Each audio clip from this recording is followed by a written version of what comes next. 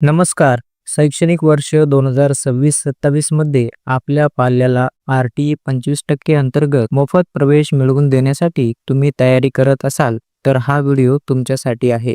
R-T-E प्रवेशाची प्रक्रिया दरवर्षी साधारणपणे एकाच पद्धतीने आणि समान नियमांवर आधारित असते. धावपळ होऊ नये म्हणून पुढील वर्षासाठी कोणती आवश्यक कागदपत्रे तुम्ही आत्ताच तयार ठेवू शकता, हे आज आपण पाहणार आहोत. या वर्षीच्याच म्हणजेच 2025-26च्या सूचनांच्या आधारावर पुढील वर्षाचे नियम कसे असतील याचा हा पूर्वतयारी मार्गदर्शक व्हिडिओ आहे. प्रवेश अर्ज सुरू झाल्यावर तुम्हाला वेळेत लागतील अशी 3 सर्वात महत्त्वाची कागदपत्रे. पहिला म्हणजे उत्पन्नाचा दाखला म्हणजेच इन्कम सर्टिफिकेट. नेमका कशासाठी लागतो आणि कोणासाठी लागतो? तर दुर्बल घटकात म्हणजेच EWS मध्ये जे आहेत तर त्यांनी अर्ज करण्यासाठी पालकांचे वार्षिक उत्पन्न 1 लाखापेक्षा कमी असणे आवश्यक आहे.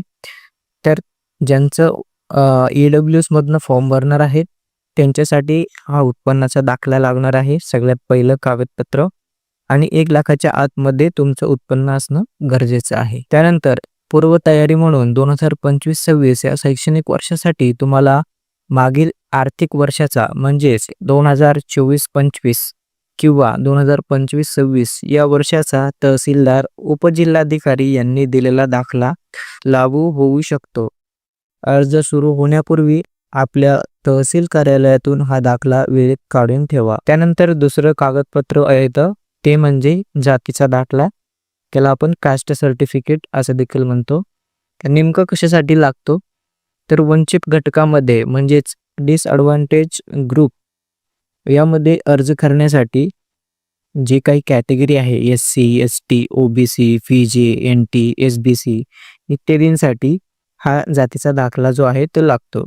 आता यासाठी पूर्वतयारी आपण काय करू शकतो? तर पूर्वतयारीमध्ये तुम्ही जातीचा दाखला वडिलांचा किंवा बालकाचा असणे आवश्यक आहे. त्यानंतर सर्वात महत्त्वाचं म्हटलं तर हा दाखला जो आहे तो महाराष्ट्रातील सक्षम अधिकाऱ्यांनी दिलेला पाहिजे. यामध्ये तुम्ही तहसीलदार किंवा उपविभागीय महसूल अधिकारी यांनी दिलेला असावा. दुसऱ्या राज्यातील जातीचा दाखला ग्राह्य धरला जात नाही. त्यानंतर तिसरं महत्त्वाचं डॉक्युमेंट येतं ते म्हणजेच आधार कार्ड. आता नेमकं कशासाठी लागतं आधार कार्ड? तर बालक आणि पालक दोघांचेही आधार कार्ड प्रवेशासाठी अनिवार्य आहेत. पूर्वतयारी म्हणून त्यामध्ये आपण ज्या बालकांना अजून आधार कार्ड मिळाले नसेल त्यांनी लगेच काढून घ्यावे. यावर्षी नियमानुसार तात्पुरता प्रवेश मिळवण्यासाठी फक्त आधारसाठी अर्ज केल्याची पावती चालते, पण प्रवेशाच्या तारखेपासून 90 दिवसाच्या आत आधार कार्ड जमा करावे लागते, अन्यथा प्रवेश रद्द होतो. ही चूक टाळण्यासाठी आताच आधार कार्ड तयार ठेवा. यामध्ये तुम्ही पाहू शकता कागदपत्रे जरी सर्व असतील तरी काही नियम आहेत ते पाळले नाही तर तुमचा अर्ज जो आहे तो बाद होऊ शकतो. रहिवासी पुरावा आणि भाडे करार याबद्दल आपण थोडक्यात बघूया. तुम्ही जर भाड्याच्या घरात राहत असाल तर तुमच्याकडे भाडे करार हा दुय्यम निबंधक कार्यालयाचा नोंदणीकृत असणे आवश्यक आहे. हा करार अर्ज भरण्याच्या तारखेपूर्वीचा आणि किमान 11 महिन्यांच्या कालावधीचा असावा. जर तुम्ही भाड्याने राहत असाल, भाडेतत्वावर राहत असाल तर तुमच्याकडे दुय्यम निबंधक कार्यालयाचा नोंदणीकृत रेंट ॲग्रीमेंट आपण ज्याला म्हणतो ते असणं गरजेचं आहे.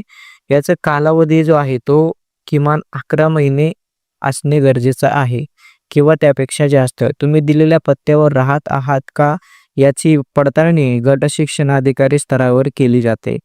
खोटा पत्ता आढळल्यास कायदेशीर कार्यवाही होऊ शकते. फक्त एकच अर्ज करा, कारण की पुढील वर्षी अर्ज सुरू झाल्यावर पालकांनी फक्त एकच परिपूर्ण अर्ज भरावा.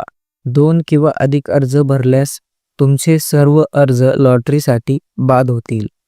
त्यानंतर तुम्हाला लोकेशन जे आहे तर गुगल लोकेशन तिथे टाकण्यासाठी तुम्हाला 5 चान्सेस दिले जातात. शाळा निवडताना तुमच्या घराचे लोकेशन म्हणजेच गुगल मॅपवर अचूक नमूद करावे लागते.